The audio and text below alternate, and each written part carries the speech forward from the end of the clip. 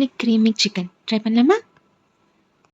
பூண்டு ஃபஸ்ட்டு நல்லா திருவி எடுத்துகிட்டு அதோட சிக்கன் ஆட் பண்ணிக்கலாம். 1 table spoon salt, 2 table spoon pepper powder, அப்புறம் நம்ம கிறிஸ்பியாக கோட்டிங் லேயர் வரத்துக்காக எந்த ஒரு ஃப்ளார் ஒன்றா யூஸ் பண்ணிக்கலாம். அரிசி மாவு, மைதா ஆர் கார்ன்ஃப்ளவர் 3 சாஸுமே யூஸ் பண்ணிக்கலாம். Tomato, chilli and soya sauce. ஒரு எக் கூட நீங்கள் உடச்சி ஊற்றி மிக்ஸ் பண்ணிக்கலாம். சிக்கனில் கோட்டிங் ஒழுங்கா இருக்கான்னு பாருங்கள். இல்லைன்னா இன்னும் கூட ஒரு ஸ்பூன் அந்த என்ன மாவு யூஸ் பண்ணமோ அதையே மிக்ஸ் பண்ணிக்கலாம். நீங்கள் டிஷ்ஷு குக் பண்ண ஸ்டார்ட் பண்ணுறதுக்கு ஒரு 1/2 அன் ஹவர் பிஃபோர் 1 ஹவர் முன்னாடியே சிக்கனை நல்லா மேரினேட் பண்ணி ஃப்ரீசரில் கூட வச்சுருங்க. ஏன்னா அது எந்த அளவுக்கு ஊறுதோ அப்போ தான் ரொம்ப நல்லாயிருக்கும்.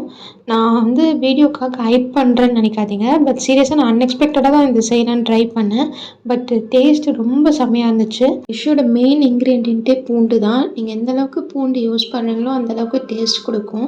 நான் 1 ஹவருக்கு அப்புறம் இப்போ சிக்கனை மறுபடியும் தவாவில் போட்டு ஃப்ரை பண்ண போகிறேன். நீங்கள் இதில் பார்த்தாலே தெரியும், நான் டீப் ஃப்ரைலாம் பண்ணலை, ஜஸ்ட் தவா ஃப்ரை தான் பண்ணிகிட்ருக்கேன். ஒரு லிட் வச்சு க்ளோஸ் பண்ணிவிட்டு எவ்ரி 5 மினிட்ஸ் நீங்கள் திருப்பி போட்டுகிட்டே இருங்க. ஃபுல் ஸ்லோவில் இருக்க மாதிரி மட்டும் மெயின்டைன் பண்ணிக்கோங்க. இன்கேஸ் ஃபுல் வச்சு டைம் ஆகுதுன்னு பார்த்தீங்கன்னா அது ரொம்ப திரிஞ்சு போயிடுச்சுன்னா அப்புறம் டேஸ்ட்டே வேறு மாதிரி ஆகிடும். கொஞ்சம் கிரேவி நிறைய வரணுன்றதுக்காக நான் ஆனியனை 3/4 சாப் பண்ணி கொஞ்சம் வதக்கி எடுத்துகிட்டு அதை கிரைண்ட் பண்ணி எடுக்க போகிறேன்.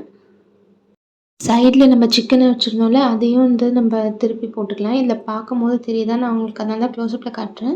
ஓகே, இப்போ இதை கிரைண்ட் பண்ணி எடுத்துக்கலாம். ரொம்ப சீக்கிரமாக வந்துருச்சுல, ஆனால் இது எடிட்டிங்கில் கொஞ்சம் ரொம்ப டைம் ஆகும்.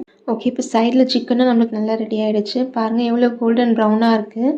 இதை அப்படியே சாப்பிட்லாம். உங்கள் வீட்டில் குட்டீஸ் யாராச்சும் இருந்தாங்கன்னா, அவங்க சிக்கன்லாம் பிடிக்காது, சாப்பிட மாட்டேன்னு சொன்னாங்கன்னா அவங்களுக்கு இதை கொடுங்க. சீரியஸாக ரொம்ப டேஸ்ட்டாக இருக்கும். இந்த டிஷ்ஷோட மெயின் டிப் என்ன தெரியுமா? ஃபஸ்ட்டு நம்ம எப்பவுமே எண்ணெய் ஊற்றி வெங்காயம் போடுவோம்ல, ஆனால் பூண்டு போடணும். பூண்டை நல்லா திருகிட்டு போடுங்க, சாப் பண்ணிடாதீங்க. அது வாயில் வரும்போது கொஞ்சம் அன்ஈஸியாக இருக்கும். நல்லா சாப் பண்ணிவிட்டு ஃபஸ்ட்டு நல்லா கடையோடு ஒட்டுற மாதிரி ஆனதுக்கப்புறம் வெங்காயம் போட்டு வதக்குங்க. அப்புறம் நம்ம ஆஸ் யூஷுவல் போடுற மாதிரி தக்காளி, பச்சை மிளகாய் இதெல்லாம் நல்லா சாட்டே பண்ணதுக்கப்புறம் நம்ம ஆல்ரெடி கிரைண்ட் பண்ணி வச்சுருக்க ஆனியன் பேஸ்ட்டை போட்டு நல்லா மறுபடியும் சாட்டே பண்ணணும். இப்போ இதை பார்க்கும்போதே தெரியும் நல்லா சாட்டே ஆகிருக்குன்னு சொல்லிட்டு.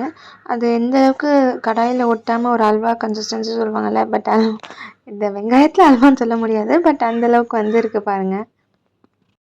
ஒன்ஸ் நம்மளோட வெங்காயம் இதெல்லாம் நல்லா இந்தளவுக்கு சாட்டே ஆனதுக்கப்புறம் இதில் நம்ம ஃப்ரை பண்ணி வச்சுருக்க சிக்கனை ஆட் பண்ணிக்கலாம். சிக்கன் ஆட் பண்ணதுக்கப்புறம் நீங்கள் கொஞ்சம் கலரி விட்டுட்டு நம்மளோட மசாலா ஐட்டம்ஸ்லாம் ஒன்று ஒன்றா ஆட் பண்ணலாம். Coriander powder 2 table spoon, pepper powder 2 table spoon, pepper, garlic, chicken இதெல்லாமே சூப்பர் காம்பினேஷன். இந்த டிஷ்ஷில் நம்ம பெப்பரை தவிர காரத்துக்கு வேறு எதுவுமே யூஸ் பண்ணல. ஸோ காரத்துக்காக லைட்டாக நம்ம ரெட் சில்லி பவுடர் மட்டும் யூஸ் பண்ணிக்கலாம். இது கலரும் நம்மளுக்கு கொடுக்கும். இப்போ மறுபடியும் இதை நல்லா சாட்டே பண்ணிவிட்டு இப்போ தாங்க சீக்ரெட் இன்க்ரீடியன்ட் நம்பர் 2 வர போகிறாங்க. நம்ம இதில் இப்போ மில்க் ஆட் பண்ண போகிறோம். நீங்கள் மில்க் ஆட் பண்ணும்போது இது ஒரு ரொம்ப க்ரீமியான ஒரு கன்சிஸ்டன்சி கொடுக்கும். இது நல்லா சாட்டே பண்ணிவிட்டு ஒரு லிட் வச்சு க்ளோஸ் பண்ணிவிடுங்க. ஒரு 5 மினிட்ஸ் இது ஆயிலே கொஞ்சம் ஃப்ரை ஆகட்டும். இப்போ மறுபடியும் நம்ம இதில் 1 கிளாஸ் ஆஃப் வாட்டர் மட்டும் ஆட் பண்ணிவிட்டு மறுபடியும் நல்லா மிக்ஸ் பண்ண போகிறோம். இப்போ இதை தனித்தனியாக இருக்கக்கூடாது. அந்த ஆயிலோடு இது கிரேவி நல்லா ஜெல் ஆகிற மாதிரி நல்லா ஒரு தடவை கலந்து விட்டுக்கோங்க. யூஸ்வலாக கார்லிக் க்ரீமி சிக்கனில் பட்டர் இல்லைனா சீஸ்லாம் யூஸ் பண்ணுவாங்க. பட் நம்ம இது எதுவுமே யூஸ் பண்ணாமல் நம்ம இந்தியன் ஸ்டைலில் இதை எப்படி கொண்டு வரலான்னு தான் இப்போ பண்ணியிருக்கோம். இதை ஒரு லிட் வச்சு க்ளோஸ் பண்ணிவிட்டு எவ்ரி 5 மினிட்ஸ் நீங்கள் நல்லா கலரி விட்டுட்டே இருங்க. ஆயிலேருந்து கிரேவி செப்பரேட் ஆன உடனே ஸ்டவ் ஆஃப் பண்ணிடலாம். இதை பார்த்து தோசைக்குள்ளலாம் சூப்பர் காம்பினேஷனாக இருக்கும். ட்ரை பண்ணி பாருங்கள்.